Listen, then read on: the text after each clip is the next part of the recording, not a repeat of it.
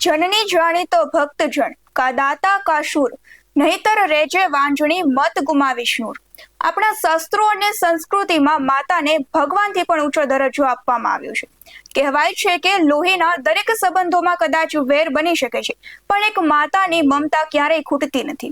પણ આજે જૂનાગઢના કેશોદમાંથી એક એવી કાળજો કંપાવી દેનારી ઘટના સામે આવી છે, જે સાંભળીને કદાચ મમતા પણ રડી પડશે અને સંબંધો પરથી વિશ્વાસ ઉઠી જશે। નમસ્કાર, સ્વાગત છે આપનું BS9 TV ન્યૂઝ પર। હું છું મેઘા અગ્રવાલ। જૂનાગઢના કેશોદમાંથી માનવતાને શર્મસાર કરતી એક ચોંકાવનારી ઘટના સામે આવી છે, જ્યાં એક નરાધમ પુત્રએ સગી માતા પર જ જાન લેવા હુમલો કરી તેનું ગળું દબાવીને ₹15 લાખની સનસનાટીપૂર્ણ લૂંટ ચલાવી છે।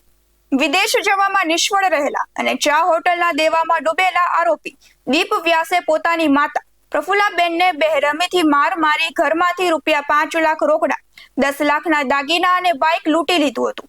આ હૃદયદ્રાવક ઘટના અંગે માતાએ જ સગા દીકરા સામે કેશોદ પોલીસ સ્ટેશનમાં ફરિયાદ નોંધાવતા પોલીસે કળિયુગી પુત્રની ધરપકડ કરી સોમવાર સુધીના રિમાન્ડ મેળવ્યા છે।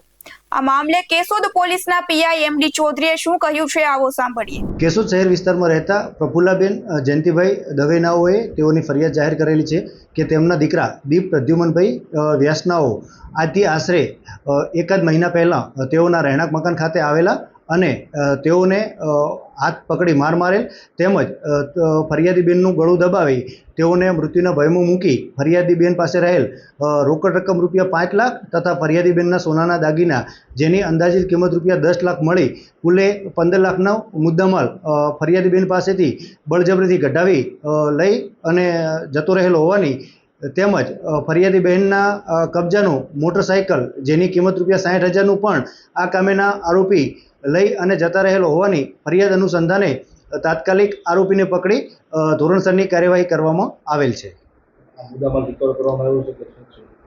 આરોપીને ફરિયાદ જાહેર થયા બાદ તાત્કાલિક ધરપકડ કરવામાં આવી છે અને આરોપીને પૂછપરછ કરી આરોપી પૂછપરછ દરમિયાન સહકાર આપતા ન હોય, જેથી રિમાન્ડ અર્થે નામદાર કોર્ટમાં રજૂ કરતા નામદાર કોર્ટ દ્વારા સોમવાર સુધીના આરોપીના રિમાન્ડ મંજૂર કરવામાં આવેલ છે।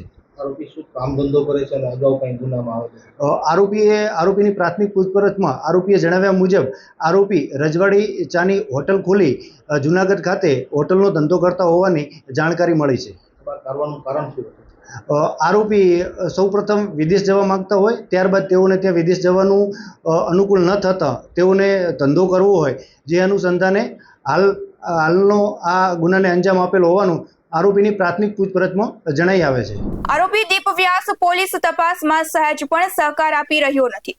મુદ્દામાલ અને દાગીના રિકવર કરવા માટે પોલીસે આરોપીને કોર્ટમાં રજૂ કરી આગામી સોમવાર સુધીના રિમાન્ડ મેળવ્યા છે, પરંતુ સવાલ એ થાય છે કે જે હાથોએ બાળપણમાં કોળિયો ખવડાવ્યો એ જ માતાનું ગળું દબાવતા કળિયુગી દીકરાના હાથ કાપ્યા કેમ નહીં?